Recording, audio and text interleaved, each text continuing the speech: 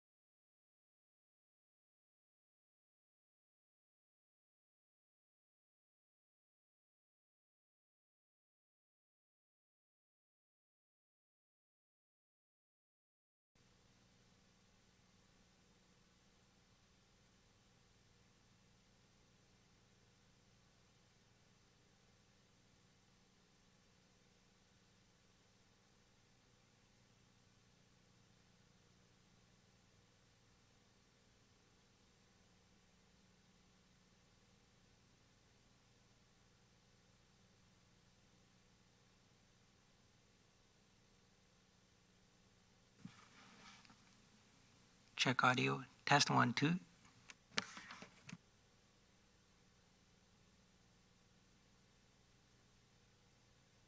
It's good online, Second.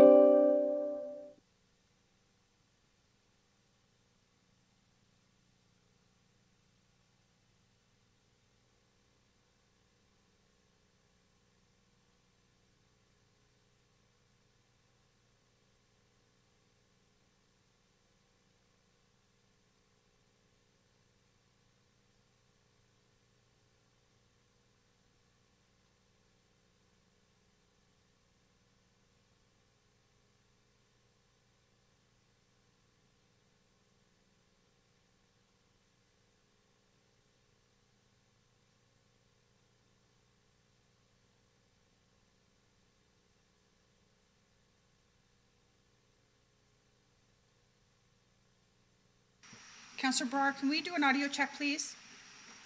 Yes, thank you. You're coming through clear. Thank you. Thanks.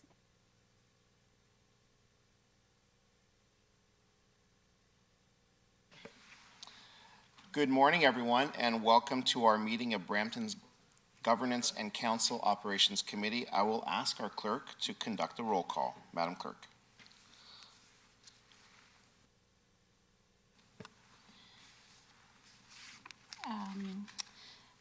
Okay, good morning. So we have Councillor Santos online. We have Chair Vasante. We have Councillor Tour in chambers. We have Councillor Brar online. I don't see Deputy Mayor Singh online or in chambers. And that's everyone present today. Thank you very much, Madam Clerk, and I'll also note for the record that Councillor Power has joined us this morning in person. Thank you very much. Next item is approval of the agenda. Does any member wish to add a business item to today's meeting? Madam Clerk, do we have anyone online requesting to speak? No, there's no one online requesting to speak. Thank you very much. I would like to add an item on quorum rules for members of council during advocacy meetings. I have a motion moved by Councillor Tour to approve the amended agenda. All in favor, any opposed? And that carries. Next, do any members have a declaration of pecuniary interest under the Municipal Conflict of Interest Act for any matter to be considered on today's agenda? Seeing none, the clerk will so note for the meeting minutes. There are no items on our consent agenda. There are no announcements or delegations or staff presentations, and there are no reports, but we do have item 9.1, which is a verbal update from staff regarding council office assistant position. Lori Robinson is here from the city's clerk's office to provide the update. Welcome, Lori. Good morning. Thank you, Councillor Vicente. Through the chair, I'm going to provide just a background in this position, background in the current situation. So this position has now been vacant since May of 2021. The position is responsible for reception duties, so that's frontline contact for internal and external customer inquiries, as well as answering and logging incoming and outgoing calls, directing phone calls, time entry payroll duties, maintaining office supplies, incoming and outgoing mail preparation, maintaining various contact lists for the council offices, and maintaining parking chits for council office guests. As of March 2020, the incumbent was working from home. This was when the emergency took over. But returned to assist in the city clerk's office in June 2020. She was working on some of the duties from there, as well as some duties that we had in the clerk's office. The incumbent left this role in May of 2021 for another position within the city clerk's office. Duties continued to be managed by the incumbent and then by myself. At the new term of council of 2022, each council office became responsible for their respective incoming and outgoing mail, office supply order, and time entry and payroll. There are still a couple of things that are being maintained by myself. That's the water cooler and the Rogers monthly data plan and some various invoices and making sure that those are being paid. And I'm also maintaining the confidential mayor and council contact lists for distribution to staff, for yourselves, and then for IT. So that is the current status. So as I said, the position's been vacant since May of 2021. And most of the duties have been redistributed to your respective offices. So that's my background. The discussion would be to decide the future of the position, how you would like to manage that position. I'll leave it open to you now. Okay, very good. Thank you. To the clerks, do any members have questions with regards to the update from the clerk's office? I don't see none, but perhaps just to help the discussion move forward. So would it be staff's recommendation then that that position be removed or that it be allocated in some different way? Through the chair, that would be a council decision. We could certainly provide those options though. In my opinion, as I said, we've redistributed most of the duties to your respective offices. But if council decides that they wish to have a presence there, that is up to council, but we could certainly redistribute the budget for that, however you would see fit. I have Jason here. We did talk about a security presence at one time. I don't know if you still have an appetite for that, or if you wish to have a presence on the 6th floor. Very good. Thank you. I see Councillor Tour wishing to speak. Just to comment on the verbal update, I think it's working well so far, at least for my office, and if I can speak on Deputy Mayor Singh's behalf as well, that we personally, or two offices don't see the need to have an additional staff to help us with some of these responsibilities. I think they're well redistributed, so that would be the direction from at least our two offices here.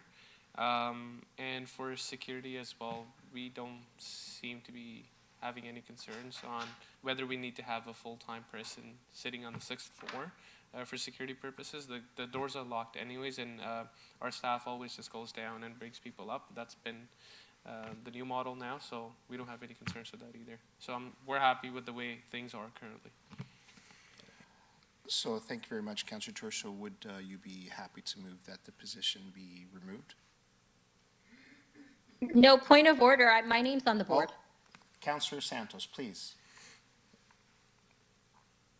Thank you. Through you, Mr. Chair.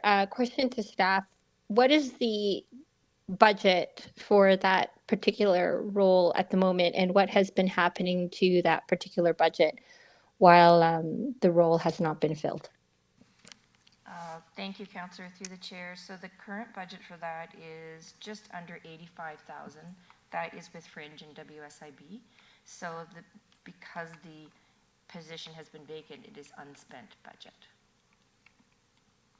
And through you, Mr. Chair, to staff, and how many years has it been now that unspent budget has been either unspent or carried over?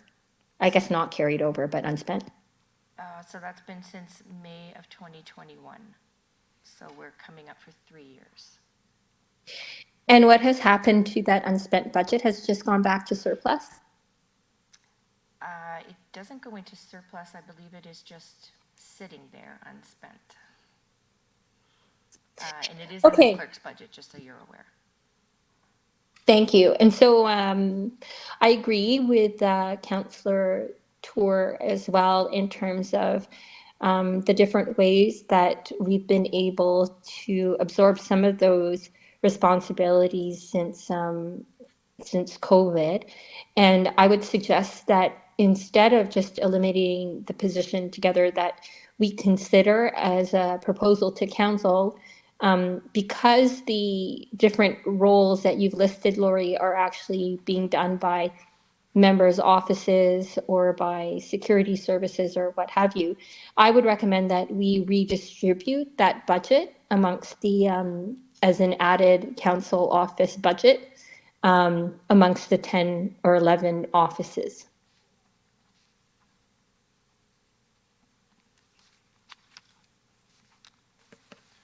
Would you like to put that as a motion, Councillor Santos? Yeah, sure. And if Lori, if through you, Mr. Chair, can see if you can respond in terms of seeing whether or not that's a possibility, because it's already a budgeted amount in 2024. We've already approved it, correct? Through the chair, that's correct. It's on for the 2024 budget, but I can certainly take that back to finance. I've already spoken to them, so I'm sure that that can be redistributed. Yeah, so to Councillor Tour's point, like if, and I agree that we've managed to, for the past 3 years, redistribute some of those roles in the political model, considering that added, those added duties, a redistribution of that allocated budget to the offices might be good for councillors and the mayor to consider. Very good. Thank you very much, Councillor Santos. Are there any other speakers online? Through the chair, there's no other speakers online. Okay, and I see no speakers here, so we have a motion moved by Councillor Santos. All in favor, any opposed? And that carries. Next, we have the added item 9.2 on matters with regards to quorum. And I added this item and like to ask for committee and staff's consideration, recognizing that we follow rules with respect to quorum, and we are all very familiar with them. But one of the ones that I believe has from time to time been a barrier to the good function of the city, particularly when we have advocacy opportunities where members of council can sit together with our elected members of federal or provincial parliament. We do run into a matter where because we do not want to have a quorum of councillors present making decisions on behalf of the city, we typically, with great care and caution, avoid having quorum in instances, for example, where the MPs visit at City Hall and we have government relations staff preparing material for us, for members of council to present to them with respect to our priorities, etc. And it is difficult because staff have to juggle the 11 members of council and ensure that not more than 5 are present at those meetings. And so we tend to play a musical chair sometimes in presenting to the case. And in my opinion, and I would think it's the opinion of other members of council, that it is understanding that quorum and avoiding quorum and not making decisions outside of this arena here in council or in committees is important. but when we're advocating on behalf of established priorities set by the city, we're not making decisions. We're promoting and sharing information about decisions that have already been made.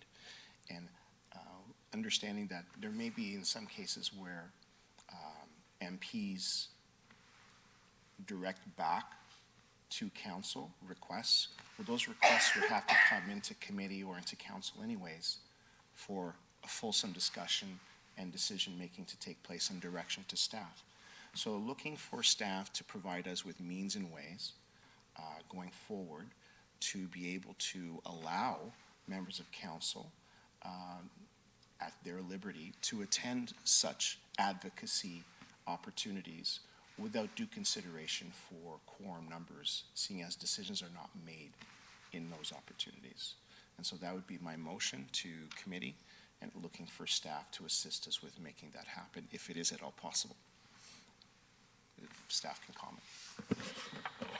I think through you, Chair, it's really around the perception of potential quorum and the effects of that and what it can bring. So, as you're describing in those scenarios where it's a delegation meeting, you're primarily focused on communicating, not decision-making, and, for practicality purposes, what you've been doing is difficult. And a way to alleviate that is to release yourselves of that concern around quorum.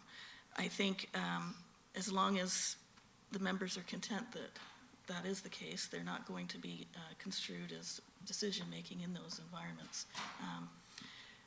There's nothing physically to prevent you from all attending. And it's really just a comfort level around your understanding that decisions cannot be advanced in that scenario. And if all members are confident that one another are not going to abuse the opportunity, then there probably is no difficulty in doing it. Thank you to the clerk. So I know that often we police ourselves in a lot of the meetings or when we're in camera, so we understand where that boundary lies. And so if we can provide that direction through this committee and then for ratification for all of council to give staff that leeway so that when they organize schedules and do invitations for members for opportunities like this, that they can move so freely. And so that would be my request. Do we have any speakers? Through the chair, Councillor Santos is online. Councillor Santos.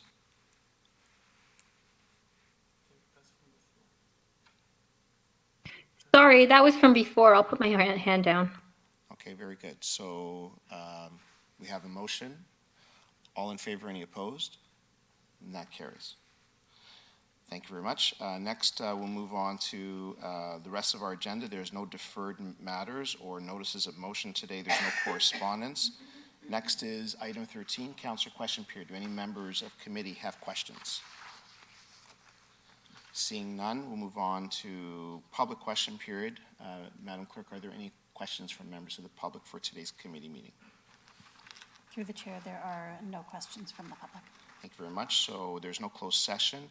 So our next and last item of business is item 16, adjournment, that the Governance and Council Operations Committee is next scheduled to meet on Monday, May 6, 2024 at 9:30. I have a motion moved by Councillor Santos and seconded by Councillor Tour to adjourn today's meeting. All in favor? Any opposed? That carries. Thank you all. This meeting is now adjourned.